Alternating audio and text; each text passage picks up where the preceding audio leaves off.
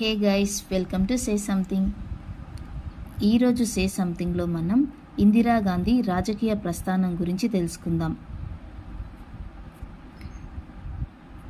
ఇందిరాగాంధీ జవహర్లాల్ నెహ్రూ ఒక్కగానొక్క కూతురు.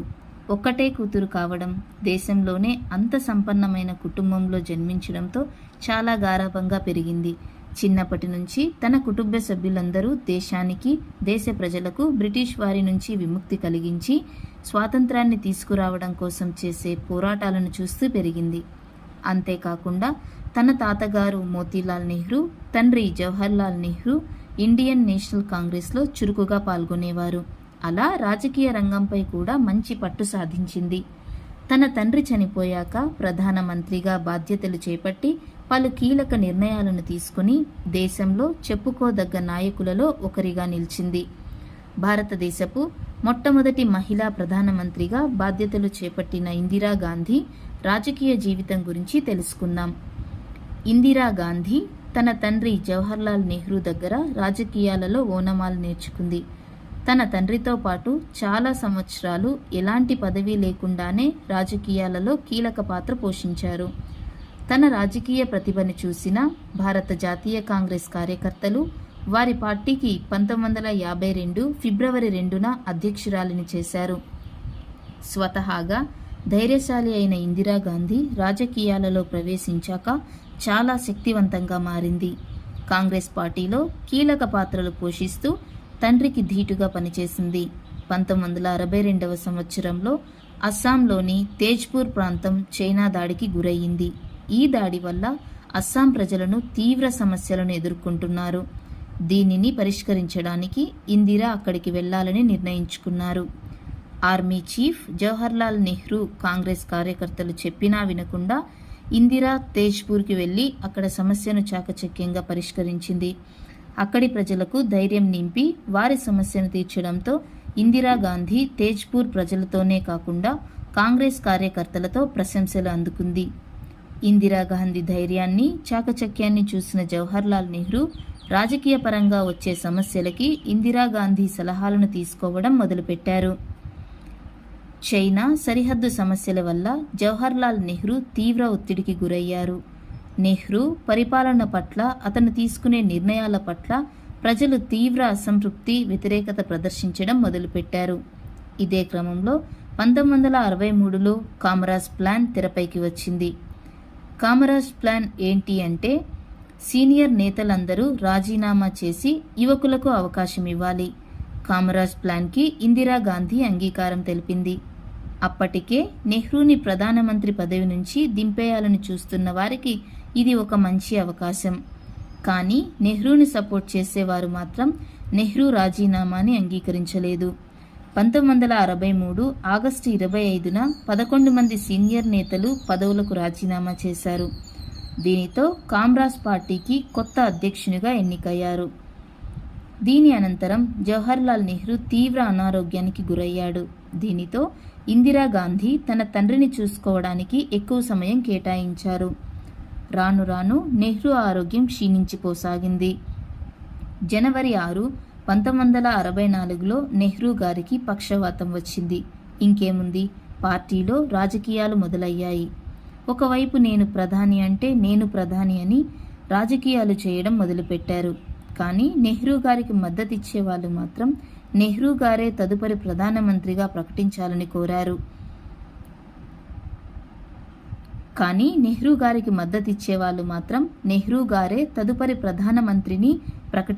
కోరారు.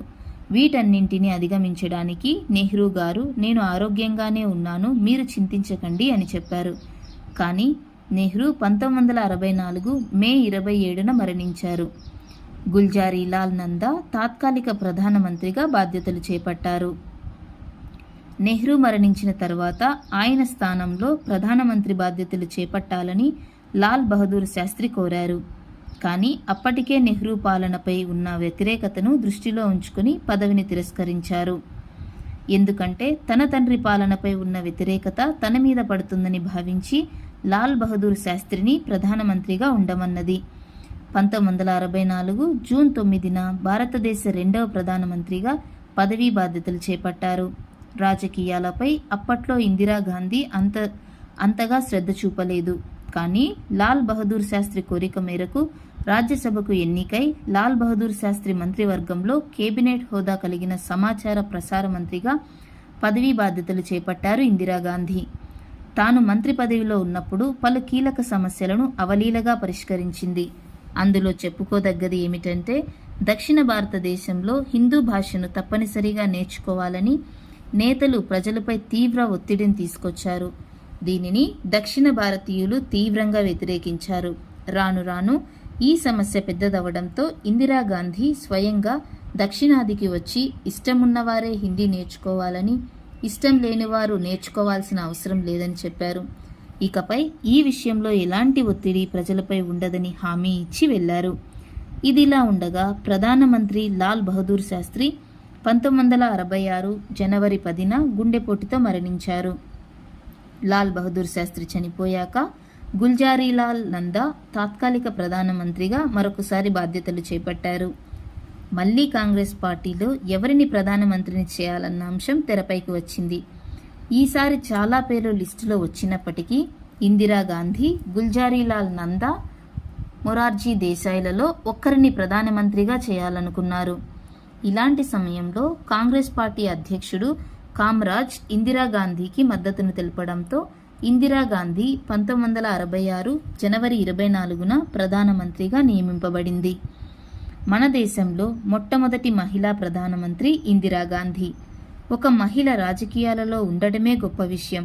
అలాంటిది ఏకంగా ప్రధానమంత్రి అంటే ఎలా ఉంటుందో ఊహించుకోవచ్చు. భారత ప్రజలే కాకుండా వేరే దేశాలు కూడా ఇందిరాగాంధీ పనితీరుపై ఆసక్తి చూపాయి. మొరార్జీ దేశాయ్కి కీలక బాధ్యతలను అప్పచెప్పింది. ఉప ప్రధానమంత్రి మరియు ఆర్థిక శాఖ మంత్రిగా నియమించింది.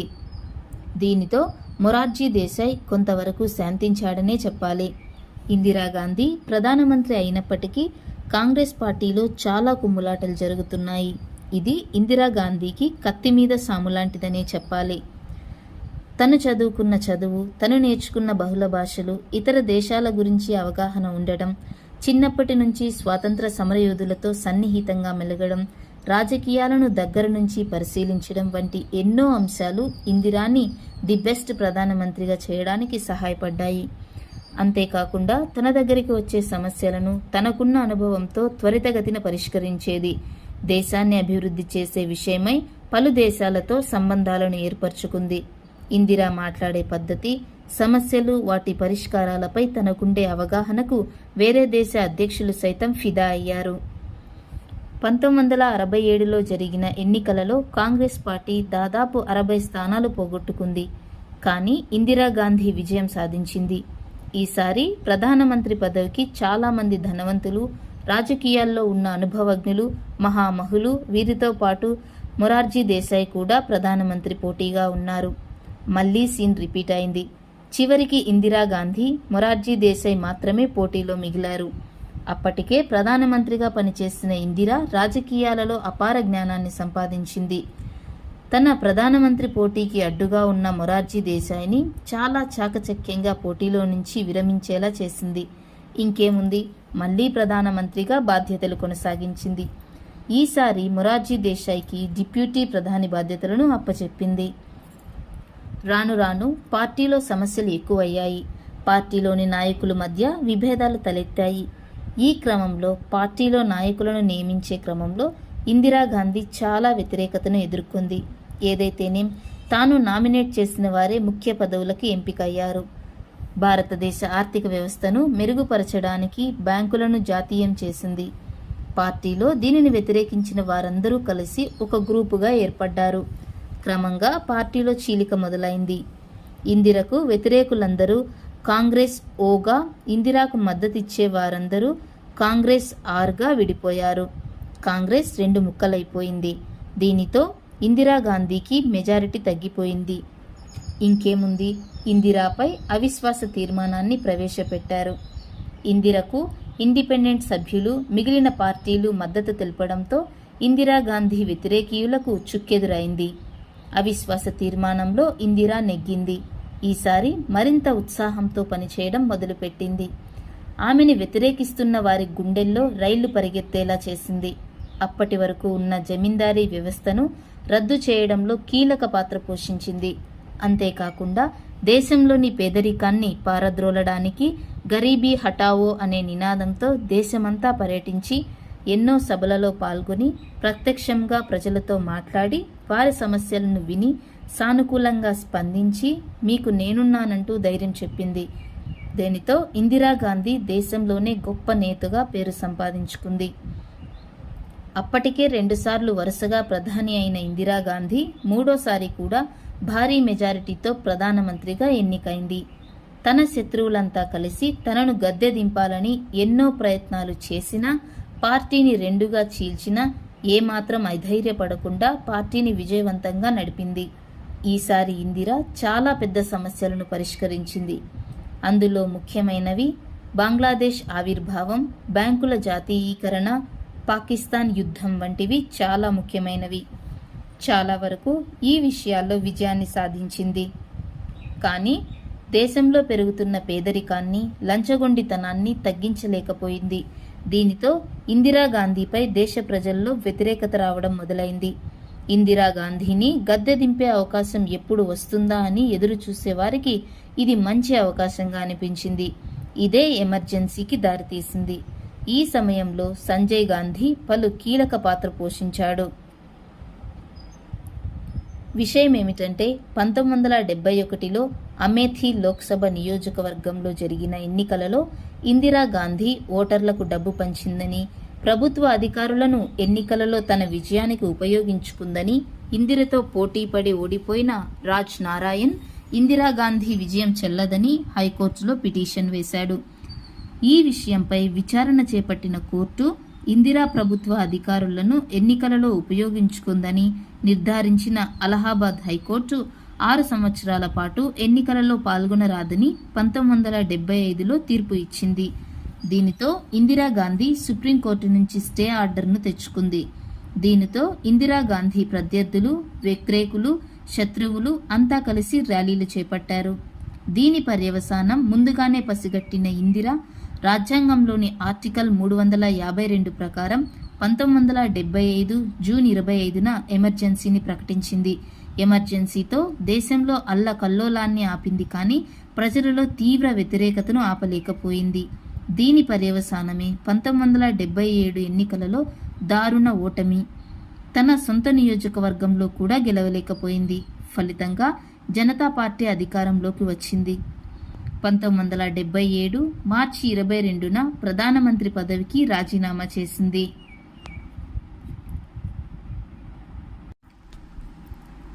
ఇప్పుడు ఇందిరాగాంధీ మీద పగ తీర్చుకునే అవకాశం వచ్చింది. ఇందిరాగాంధీని పలు కేసుల్లో ఇరికించారు, కానీ అవి ఏవీ నిలవలేదు.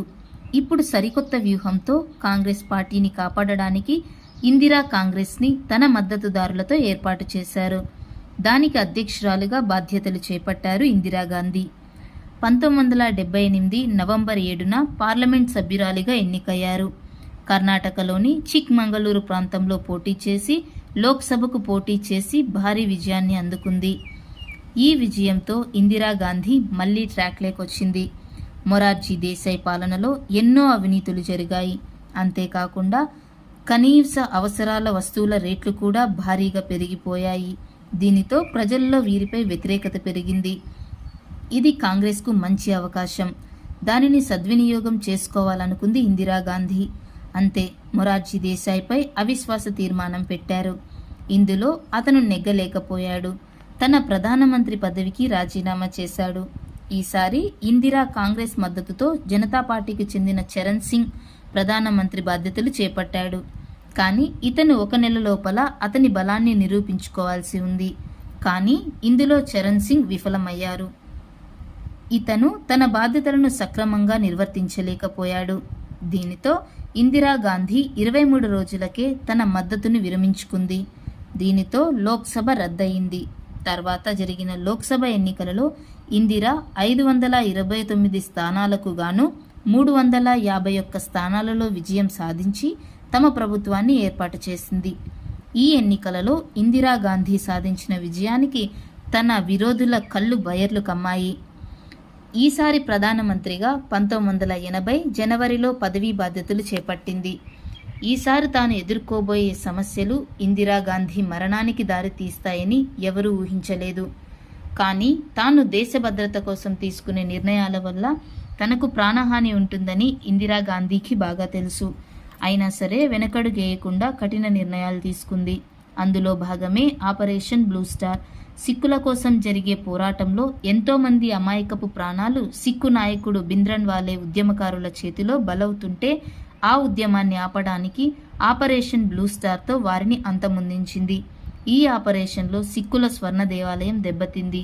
దీనితో సిక్కులు ఇందిరాగాంధీపై పూర్తి వ్యతిరేకతను చూపారు. ఇందిరాగాంధీపై చాలా కోపాన్ని వ్యక్తం చేశారు. ఇదే ఇందిరాగాంధీ మరణానికి దారితీసింది. 1980 అక్టోబర్ 31న తన బాడీగార్డ్లైన ఇద్దరు సిక్కు వ్యక్తులు సత్వన్ సింగ్, బియాంత్ సింగ్ ఇందిరాగాంధీని తుపాకీతో కాల్చి చంపారు. ఇందిరాగాంధీ తన చివరి రక్తబొట్టు దాకా దేశం కోసం పోరాడతానన్న మాటలను నిజం చేసింది. దేశం ఒక గొప్ప ప్రధానమంత్రిని కోల్పోయింది. సంపన్న కుటుంబంలో పుట్టినా దేశం ఏమైతే ఏంటి అనే ధోరణి లేకుండా తన చిన్న వయసు నుంచి దేశం కోసం పోరాడింది. ఆ పోరాటంలో భాగంగానే తన ప్రాణాల్ని కోల్పోయింది. తన భర్త, తండ్రి, కుమారుడి మరణాలను తట్టుకొని ధైర్యంతో దేశాన్ని ముందుకు నడిపించిన ఇందిరాగాంధీ దేశంలోని మహిళల్లో ఆత్మస్థైర్యాన్ని నింపింది. రాజకీయాలలో ఎంతో ఎత్తుకి ఎదిగిన ఇందిరాగాంధీ ఇలా హత్యకు గురి కావడం బాధాకరం. ఏదైతేనేం దేశం ఒక గొప్ప నాయకురాలిని కోల్పోయింది. ఇలాంటి మరెన్నో వీడియోస్ కోసం సే సంథింగ్ ఛానల్ని సబ్స్క్రైబ్ చేయండి. Thanks for watching.